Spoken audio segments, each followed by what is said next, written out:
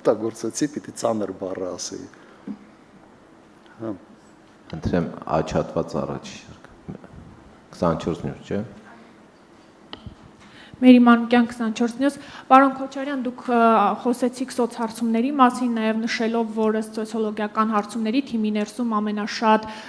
ամենաբարձր վարկանիշը դուք ունեք, բայց թիմից դուրս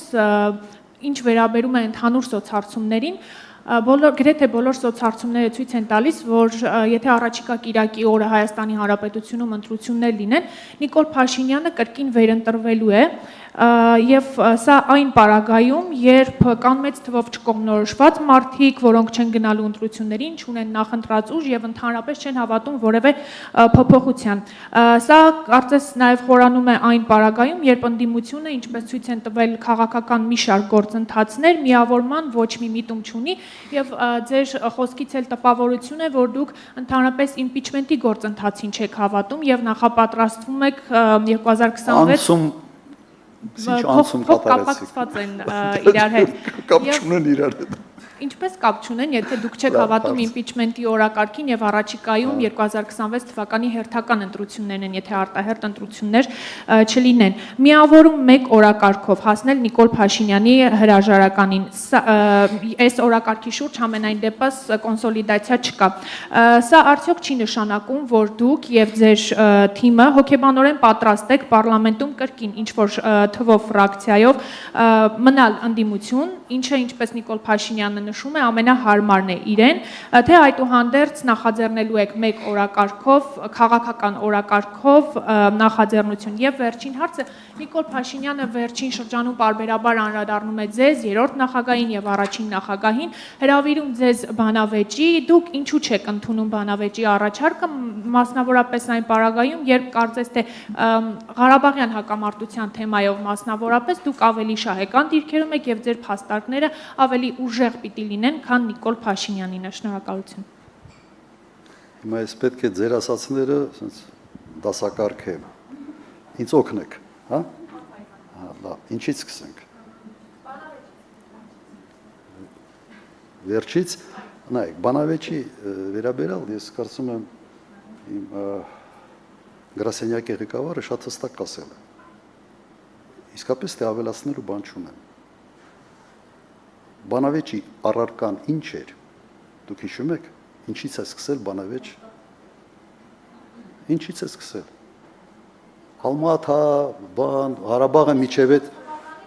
նայեք, բանավեճի համար ես ուղղակի, գիտեք, ամենից հետաքրքիրը հետևյալն է, կար պատճառ, հարց, որի շուրջ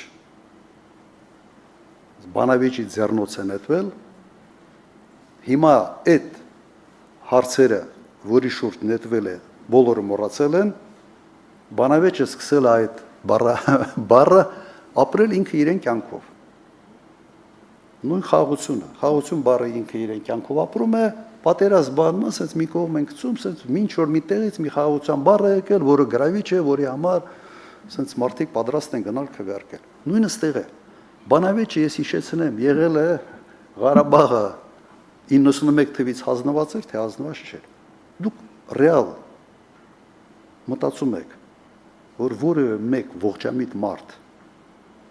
առանց sense թղթի հատուկ էլի, ինչ որ մի հիմնարկից, պատրաստ է նստել եւ բանավիճել դրա շուրջ։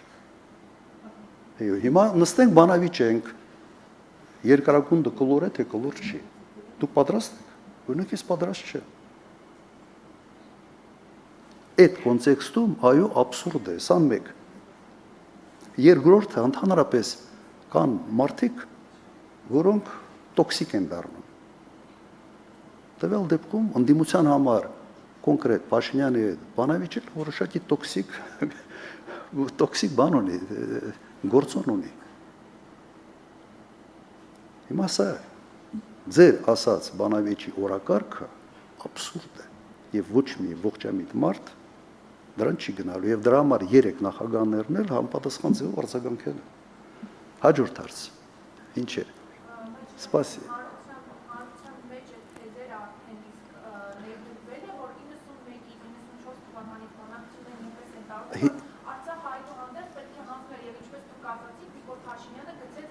Հասկաց, հիմա նայեք, Դուք բանավեճից հարց տվեք, ես պատասխանեցի։ Հիմա ես բանակցել եմ Արցախի բանակցություններին, ես մասնակցել եմ 92 թվական թիվ հուլիս ամսից մինչև 2008 թիվ։ Երբեք Ալմատայի թեմա չկար, ուղղակի չկար։ Իմիջիալուս հիմա ռուս-ուկրաինական այս հակամարտության մեջ եւս Ալմատայի թեմա չկար։ Հիմա ինչ որ մեկը բերել է արհեստական մի թեմա է մցրել եւ մեր լրատվամիջոցների մի մասը այդ արհեստական թեման բան ռազգանյայել։ Եվ դուք հիմա մասնակցում եք այդ տարածմանը։ Որովհետև եթե այն ինչի մասին մենք խոսում ենք, նաև ոչ միայն այս թեմաներ, նաև ուրիշ թեմաներ, անդեմությունը գանձը այս թեման, լրատվամիջոցներն են, չէ՞ այդ բանանը, տաքացնում են թեման։ Նաև ձեր լրատվամիջոցը, նաև ձեր մասնակցությունը։ Հիմա փորձեք այդ հայացքով նայեք այս process-ին։ Թեմա չկա։ Սորց հարցումներ, ինձ ծանոթ չեն սորց հարցումներ, որոնցով Նիկոլ Փաշինյանը վերընտրվում է։ Ինձ ծանոթ չեն։ Այո, ինքը հավաքում է ամենի շատը, բայց համենայն դեպս հետևից գնացող երկուսը էապես ավելի շատ են հավաքում, քան Նիկոլ Փաշինյանը։ Վերջի սոցհարցումը սա է։ Երկու միավորը ավելի շատ են հավաքում շեշտատի, քան ԿՊ-ն։ Հիմա նայեք, դուք դրա մասին չեք ասում։ Դուք միտք եք հնչեցրել, որ սոցհարցումներով Նիկոլ Փաշինյանը տանում է։ Այդ միտքը տարածվեց, գնաց։ Հետո սկսելու ենք զարմանալ, ինչի է թեմա դառնում, sense խոսույթ դառնում մեր հանրության մոտ այն հանգամանքը, որ Նիկոլ Փաշինյանը տանում է։ Եվ դրա պատճառը անդիմությունն է, որը չի միավորվում։ Մի կողմից խփում ենք այն թեմայի, որ Նիկոլ Փաշինյանը տանում է ընտրություններում, մյուս ձեռով էլ խփում ենք անդիմությանը, որ մեղքներ անդիմությանն է։ Բրավո։ Հիմա ով է օգնում, ով է գանց Նիկոլ Փաշինյանի վերընտրվելու համար։ Չէ։ Հասկանում եք, ես ինչի մասին եմ ասում, Եթե դա օրինակ այդ հարցը անկեղծ ասեմ, եթե այդ հարցը տար օրինակ P1-ը, ես կհասկանայի, որտեվ ստեկա, չէ, եթե որտեվ շատ կներեք, որտեվ կա նաև լրատվամիջոցների մոտ չկա հստակ ուղղվածություն։ Հիմա CNN-ը լիբերալ արժեքների գրող լրատվամիջոցն է։ Դա նորմալ է, ես դա վատ իմաստով չեմ ասում։ Բայց դուք տալիս եք այդ հարցը այն անկյան տակ, որ այսպես ասենք օգնում է ԿՊ-ի։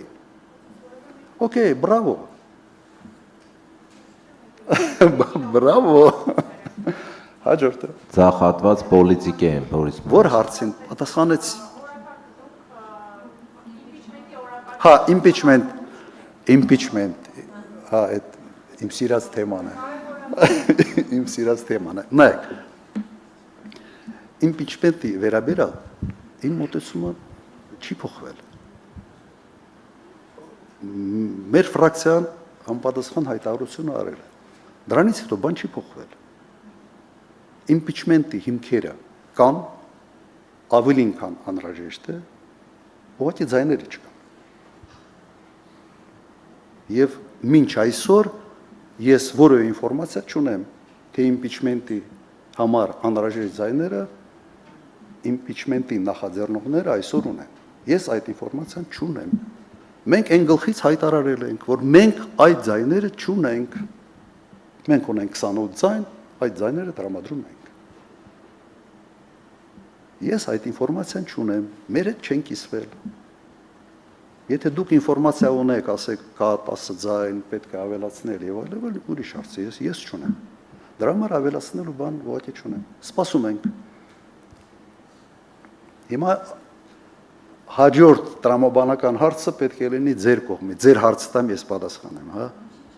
Ողջամիտ ժամկետը որն է։ Ենթադրում եմ, չէ՞, այդ հարցը պիտի առաջանա, ողջամիտ ժամկետը որն է։ Օրինակ ինձ համար, եթե փետրվար ամսին սկսեն շարունակել խոսալ impeachment-ի մասին, ես անլուրջ կհամարեմ։ Իսկապես անլուրջ կհամարեմ, որովհետև 2 ամսից հետո սկսվելու են ակտիվ ընտրական գործընթացներ։ Օրինակ ինձ համար ողջամիտ ժամկետը միջև այս տարվա վերջն է։ Շատ բնական է, չէ՞։